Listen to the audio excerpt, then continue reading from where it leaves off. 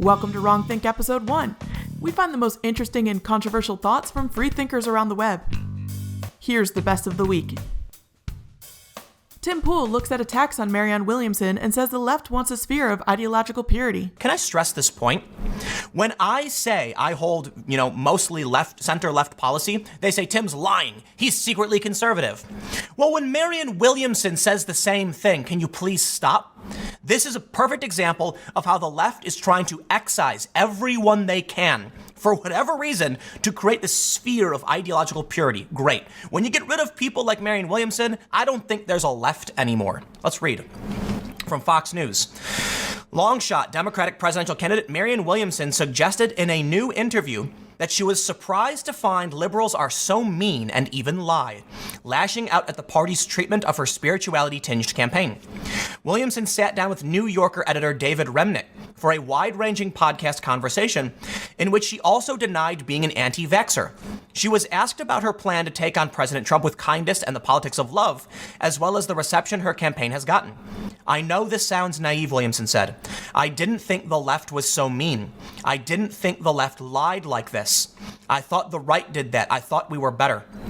Williamson said, the haters in this country have been collectivized for political purpose, and added that liberal New York Times columnist Nicholas Kristof would have been her ideal Secretary of State before he condemned her candidacy. But then I read that he can't stand me, so he probably wouldn't want to work for me. But why can't he stand her?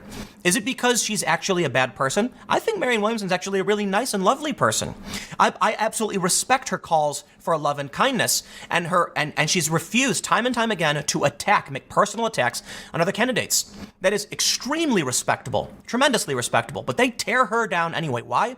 People love being angry. They love being angry. There's even an ounce of anger in me presenting this. I am angry that they would go after a woman who's trying to advocate for kindness.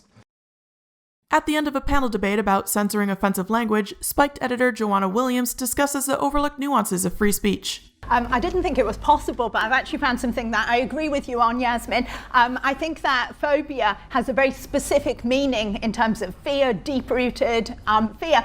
And I think one of the problems that we face in relation to free speech nowadays, and it's brought about because we live in this outrage culture where we kind of enjoy at some level being outraged and being able to tell people how offended we are, is we have this linguistic inflation where we attach phobia onto nearly everything. I am going to say something which will no doubt make me incredibly unpopular, even more unpopular perhaps than I am already. I voted Leave in the referendum 3 years ago.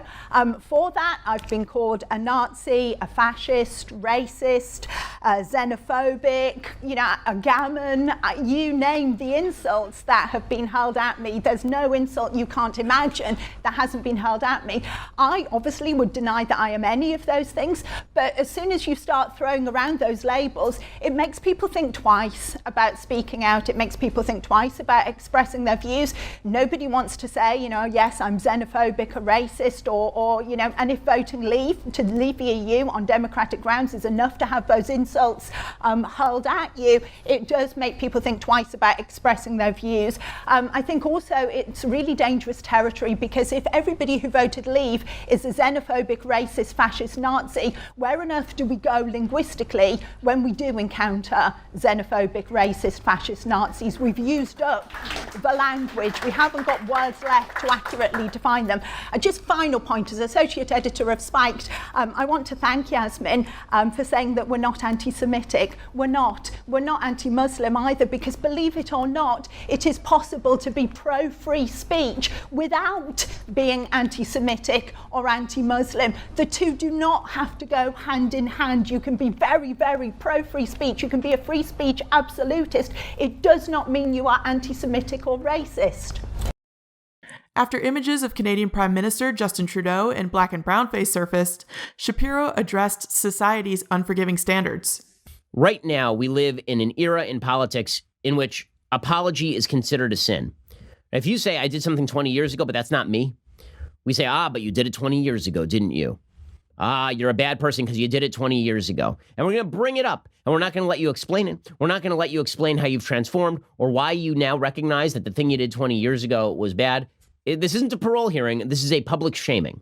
right? This is a Maoist struggle session, and we are going to bring up the thing you said in the past, and it doesn't matter if you have repented it. It doesn't matter if it embarrasses you, and it doesn't embarrass you just because it's public. It embarrasses you that you ever did that thing, and none of that matters. And so what you end up with is a political class in which everybody is encouraged to double down. So when Trudeau does what I think is the right thing here and says, yes, it was me, my responsibility, it was a racist thing, I didn't know it was a racist thing, and that doesn't characterize me as a human being, I don't know what more you expect from him. We have a time machine that only works in one way, and that time machine is excellent at going back and finding stuff and bringing it back to the future, right? Going back and getting the sports book and bringing it back to the future. But there's one problem with the time machine, and that is in the here and now, we do not allow you to justify your behavior, apologize, explain. We don't allow that. And also, when we go back in time to go get the Biff sports book from 1955, we don't also inform you what's going to happen in 20 years, meaning we don't tell you how the standards are going to change. We don't even question you at that time because we don't have a time machine that works that way. Our time machine is only good at grabbing crap from the past and bringing it to the now. It is not good at going back and talking to you in the then. So we have no idea what was in Justin Trudeau's mind when he dressed up as Harry Belafonte. We have no idea what was in Justin Trudeau's mind when he dressed up as some dude in an Arabian Nights thing and put on brown makeup. And we really don't have a clue. And we don't have any ability to ask him because, again, the time machine don't work that way. So instead, we have a time machine that brings back all the bad stuff, but doesn't allow us to explore your mind at the time. So we are supposed to speculate on your mind at the time based on that activity and no other data. We're not allowed to take into account anything you've ever done since. And we're supposed to pretend that you're the same person now that you were then. And we're supposed to read your activity in the worst possible light with the worst possible intent, even though the evidence of intent is lacking. That's the world that people want to create right now. Next, Philip DeFranco takes a stand for Dave Chappelle and other stand-up comedians in the wake of the negative press for Chappelle's new comedy special. And the first thing we're going to talk about today is actually kind of a quick story. I've had people asking me what do I think about Dave Chappelle's new special, also specifically the reactions from the likes of BuzzFeed News and Vice. If you didn't see, Vice posted an article titled, "You can definitely skip Dave Chappelle's new Netflix special." BuzzFeed News put out Dave Chappelle doesn't need to punch down. And as far as my reaction, I think this is some of the best promotion Dave Chappelle could get for his new comedy special. Personally, I watched his new special as well as the kind of secret epilogue. It's like 22 extra minutes. And granted, I didn't agree with everything that Dave Chappelle said in that special, but that's not why I watch comedy, right? I don't watch it to go, well, that seems safe, and I agree with that. I personally found the special and the extras really funny. I think part of comedy is seeing the line, fucking with the line, crossing the line, commenting on people's reaction when you do so. You know, I think in a time where we've seen people try to take down comedians for kind of jokes that they're trying, I personally find it refreshing that Dave Chappelle is giving us well-crafted don't give a fuck. Now, with all of that said, I will acknowledge here, I'm very biased on the topic, but when it comes to comedy and comedians, like 99 out of 100 times, I'm probably going to defend the comedian who's being attacked for something they said during a set. I personally see comedians, and it's probably because it's my favorite style of comedian, as line messer withers, which is a real thing that I did not just make up because my vocabulary sucks. And also regarding the specific topic of this story, I'm a big fan of Dave Chappelle, right? And I think with commentary or comedy, if everyone likes it, then it's probably not good, right? Something that I liked from a Salon article about this. They wrote, comedians are supposed to say things we can't or won't. If everyone agrees, they're not doing their job, right? And I really agree with that. Joe Rogan knows Jordan Peterson well and talks about Peterson checking himself into rehab. Jordan Peterson just checked himself into rehab. What? Yeah. Whoa. For what? He got on an anti-anxiety Klonopin, anti-anxiety medication because his wife is that's heavy dealing stuff. His wife's dealing with heavy cancer, like liver cancer. Yeah. And she's been going through operations, and apparently she's doing well now. And he's trying to get off of this stuff. And when he tried to get off of it, he had such a horrible withdrawal that this is according to his daughter. It's on the news. It's on the news, yeah. He had to check himself in. So it's an anti-anxiety medication, apparently. That's how it's used. It's one of the ways it's used. But it's a strong one. Klonopin, it sounds like a drug that people take. My friends took that in high school. That's no Xanax. That's like heavy duty. What is it like? It was just like it shut you down. It was, it was just... Is that one of the ones that they drink use on it, you're ruined. To take people off of heroin? That's methadone, I think. But isn't there another one? Isn't Klonopin one of those ones that they use as therapeutic? I just know people take it recreationally and go into K-holes. They do? Yeah. Oh, K-holes. Yeah. Klonopin puts you in a K-hole too? Or that's ketamine, I'm sorry. Ketamine, yeah. But I've seen people take it too. It'll fuck you up. It just fucks you up. Yeah, like 2 beers and one of my friends tried to jump out of a window on it. Like, it is bad news. I think he was just really devastated that his wife was essentially dying right in front of his eyes. And so he probably couldn't handle it, so he got on some medication. Wow, he's one of those guys you're like, he's tough as a bull, he'll be fine. But then, everybody's human. Well, also, I think he's wise enough to understand his physical limitations, and I've never experienced real withdrawal. I mean, I've experienced like caffeine withdrawal, but never like a real like an opiate withdrawal. Apparently, it's fucking horrible. And it might actually be a smart thing to check yourself into rehab with people that know how to deal with it and help you through it. I guess it's not actually. It's the same thing as Klonopin. It's called clonazepam. Yeah. Oh, okay. So there's like a street name.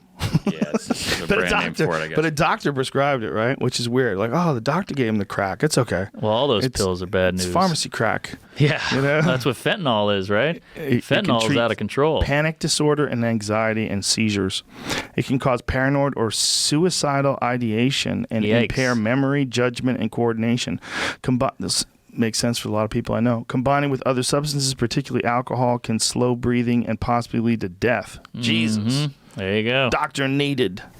While sitting down with Navy SEAL Jocko Willink, Eric Weinstein voices his concerns on the media's ability to cover war since Vietnam. When you disconnect people from war, it's they lose track, right? I mean, in America, when I was in Ramadi in 2006, I was, sitting in some combat outpost in the middle of nowhere with mortar shells coming in. And meanwhile, everyone in America was, going to the mall and driving around their SUV and ordering a Starbucks. I mean, that's just the way it is. I'm not mad at that, but there's a definite detachment there. I'm mad at that. No, here's why I'm mad at that. First of all, I think I'm slightly older than you are. And so I have some memories of the Vietnam War as it was playing out on American television. That's some of my earliest childhood memories.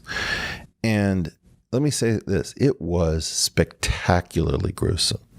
What we saw on the TV during that period of time, I believe that my parents turned off the TV when it showed an image of a GI's head on a pike.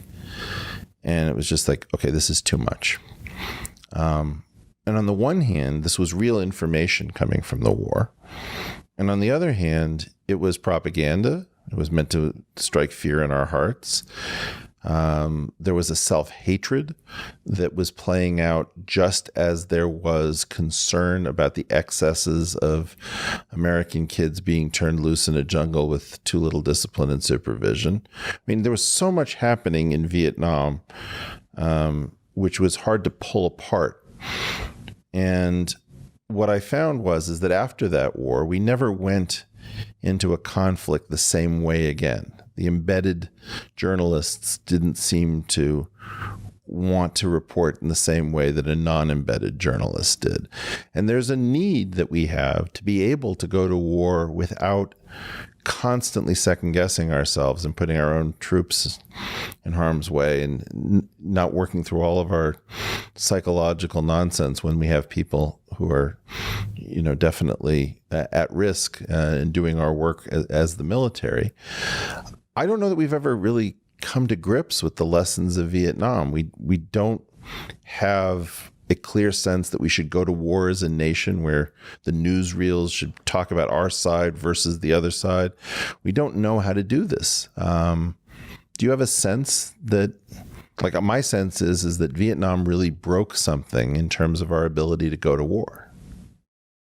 Here, Ken LaCorte sets the media straight on Richard Stallman, an MIT scientist who criticized a poorly worded accusation of his late colleague. Recently, it came to light that one of Epstein's victims, a gal named Virginia Guffrey, testified that she'd had sex with a lot of high-profile people at his insistence, at his request. That included Prince Andrew, a former U.S. senator, a former governor, and a guy named Marvin Minsky. Now, Minsky was a scientist and co-founder of MIT's Artificial Intelligence Lab. Minsky died about 4 years ago. Although she didn't remember specifics, she allegedly had sex with Minsky at Epstein's Virgin Island crazy palace that he went to when she was 17 and Minsky would have been 73. So if you're an MIT student, this is a reason to be unhappy. Not only did you find out that your education was partially paid for by a pervert, but one of the founders of your big AI lab was also intimately involved with the crazy and criminal activity. Enter Richard Stallman. First, he's a very bizarre guy whose reason for living is advocating free software and allowing users to modify anything that appears on their computer. He's the founder of the Free Software Foundation and quick to tell you that non-free software is unethical. He's a computer scientist at MIT. To normal people, he comes off as both brilliant and a little bit of a nut job. As part of a student protest, students wrote in their announcement that former and now dead Professor Minsky was accused of, quote, assaulting one of Epstein's victims. Stallman is a huge stickler for words in a kind of almost autistic sense. To him, when he saw the word assault, he felt that wasn't right. On an MIT group email, he wrote, "The injustice is in the word assaulting. The term sexual assault is so vague and slippery that it facilitates accusation inflation, taking claims that someone did X and leading people to think of it as Y, which is much worse than X." His point was that the word assault implied coercion or really force. I read through his entire email exchange, and he didn't really in any way minimize the harm that came to this young woman. He wrote, quote, "We know that Guffrey was being coerced into sex by Epstein. She was being harmed, but the details do affect whether and to what extent Minsky was responsible for that. We can imagine many scenarios, but the most plausible scenario is that she presented herself to him as entirely willing. Assuming she was being coerced by Epstein, he would have had every reason to tell her to conceal that from most of his associates." Vice's Motherboard drew first blood. Quote, "Famed computer scientist Richard Stallman described Epstein's victims as entirely willing." No, he fucking didn't. Victims.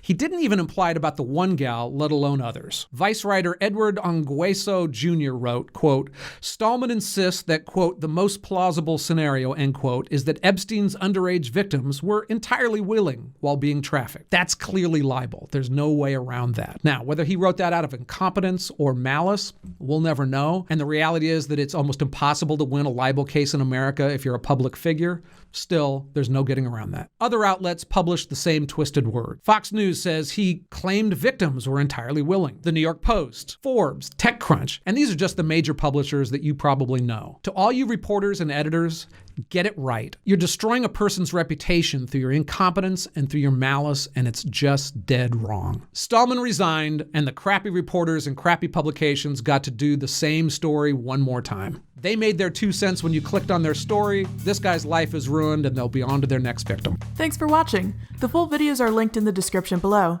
Subscribe to get next week's episode, and check out LaCorte News for news unspun and talk uncensored.